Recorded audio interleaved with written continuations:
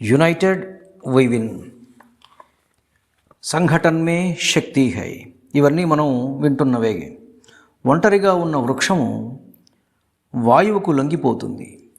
ఒక అడవిలో కొన్ని వేల చెట్లు ఉంటాయి. ఎంత వేగంగా గాలి వీచినా ఆ చెట్లకేమీ కాదు.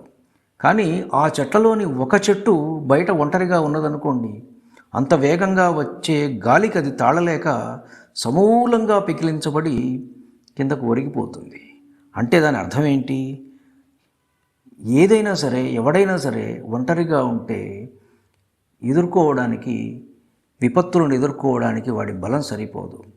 యునైటెడ్గా అందరూ కలిసికట్టుగా ఉన్నప్పుడు, సమాజంలో ఉన్నప్పుడు, మనిషి సంఘంలో తను తిరుగుతున్నప్పుడు, సంఘంలో ఉండేటువంటి తోటి మనుషుల యొక్క మానసిక బలం కూడా తోడై ఇతను అన్ని రకాల కష్టాలను కూడా అధిగమించగలడు.